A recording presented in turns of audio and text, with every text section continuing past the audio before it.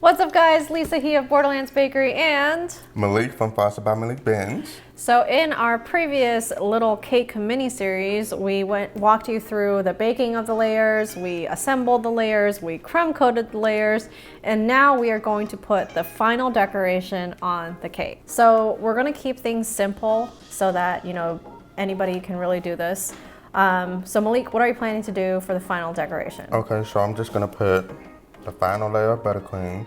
I'm also going to show you how to add texture to the side of the cake using a set spatula. Then we're gonna do a rope border on top and just explode it with sprinkles ready for our birthday. All right, so Malek's gonna take over and show you how to finish off the cake, and then I'm gonna hop back in at the end to add the final touches because that makes me happy. The tools you will need for a final coat of a cake are a cake scraper. I'm using an acrylic. You can use a metal or stainless steel, whatever works for you.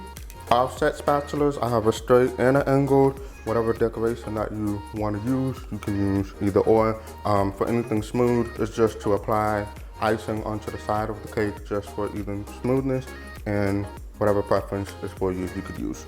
And you will also need buttercream and any other decorations that you are needed. We have prepped the buttercream in our piping bag in the last video, so this is just to help apply even amount of frosting onto the cake. We want to make sure that our crumb coated cake is chilled. As you can see, I am tapping onto the icing and there is no excess coming off. That is the perfect prep cake you need for final coating. What I am going to be using is my prep bag, and it has a 1M tip from Wilton. You can use an open coupler, you can use a round tip. I just have this prep because we're going to do a rope border at the end, but again, you can use any tip that you like. I am going to apply icing all over the cake, and then I'm going to smooth it out with my spatula, and then I'm going to show you how to do a texture later on.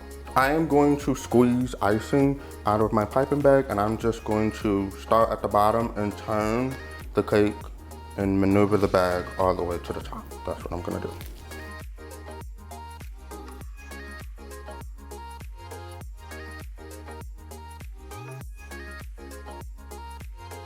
The buttercream is crusting a lot faster than I'm used to because I'm in Lisa's lovely home where it's very dry over here in California. Usually in Texas, it's not that dry. It's hot, but it's not that dry. So it do not crust as fast as this is, which is no worries because I'm able to, fix it by smoothing it up, and then I have more icing to cover up any mistakes, which is fine. But this is just to show you how much of a difference it really makes making buttercream or any other thing, depending on where you live. So if you're in an area where you know it's dry and it's gonna crust more, just add more liquid. If you know that it's gonna be fine, you're good. So, lesson learned.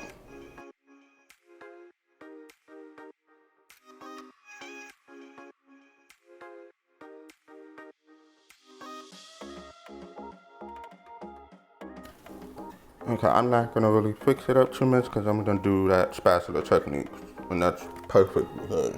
Okay, so I'm learning a lot living in California.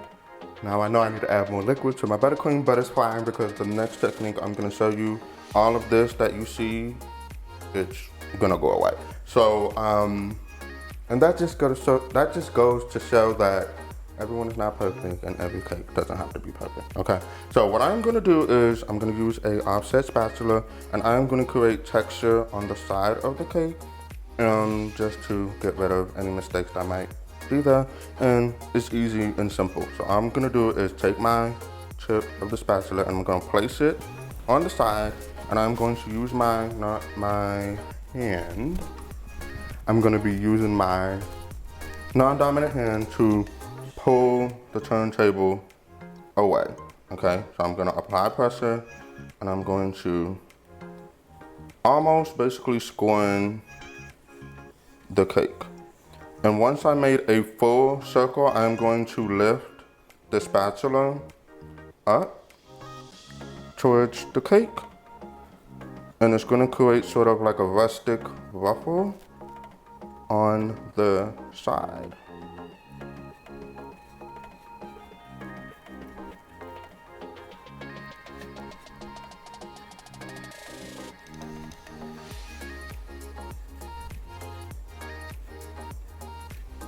And once you get to the top, you just snip it off and boom.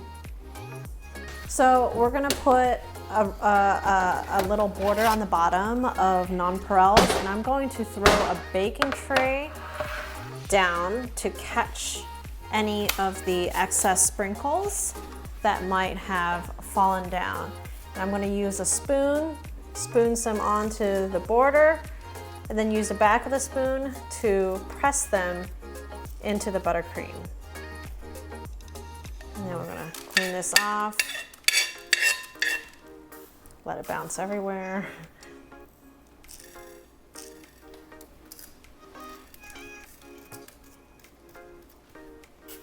And because it is crusting so fast, that's definitely a little bit more of a challenge. You really have to press your sprinkles into that.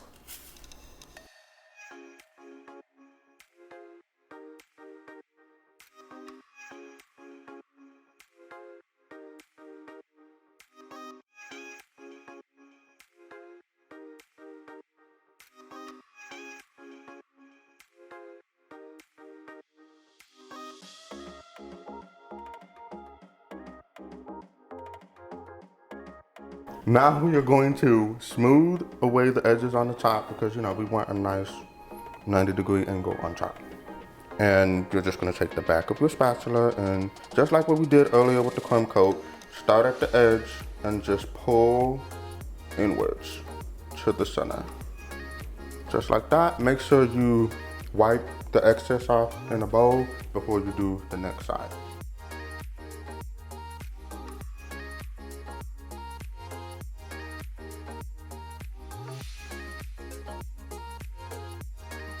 And just because I am fancy, I'm just gonna do a little spiral on the top. So I'm just gonna use the tip of my spatula, hold it right here, and you're gonna use your non-dominant hand to pull, just like what we did with the sides, but instead we're gonna go inwards.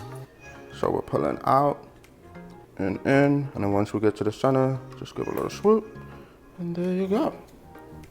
To start your rope water, I am going to place my tip at a 45-degree angle. And make sure that you are, notice I'm not doing it all the way at the edge of the cake. I'm giving a few, you know, inches away from the edge because I still want it to have a clean look. And plus we're gonna be adding things to it, so on top of it. So I don't want to make the icing go over the edge. So I'm giving it a few inches away, and I'm going to pipe in a 45-degree angle, and I'm gonna apply pressure. And as I'm applying pressure, I'm going to, so what I'm doing is I'm making a cell border, but I am actually maneuvering the tip towards me, and I'm gonna go back around. So it's almost like a 180. And then once you get to your end of your 180, you're gonna stop pressure and then release. So I'm gonna do it again. Squeeze. Go over. And then once you stop, you go there.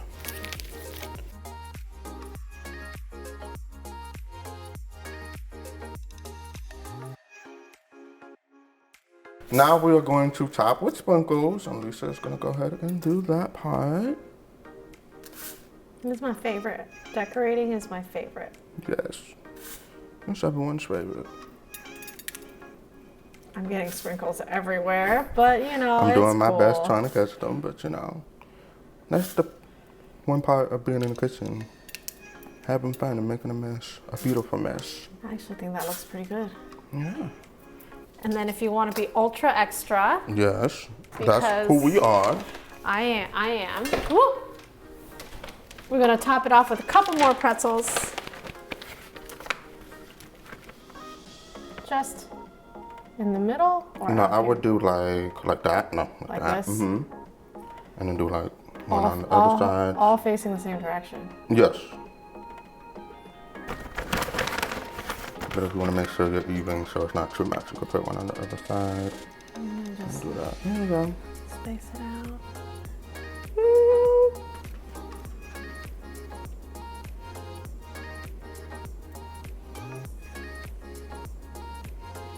One more. And then this is like edible glitter. Yes. So you can Oh my gosh, that is amazing. Just to show that pizzazz. That is awesome. I'm happy. All right, that's it. That's how you can do a cake and make it super simple, but also super cute. Minimal equipment, right? Really? Yes, minimal equipment, very simple. We use the same materials to create different designs. So we use the offset spatula to coat the cake, but also create the texture on the side. We also use the decorating tip to not only coat the entire cake, but we also piped it with the rope water. So you can definitely maximize your tools to do different techniques. And then you can switch it up based on what kind of candies you use or decorations you use. You know, a lot of people use Ferrero Rochers on top or like chocolate truffles. It just adds another layer of fun and interest and something tasty to your cake. If you guys want to see how we cut our cake, that's the next video. So definitely like and subscribe if you'd like to see more of these videos in the future.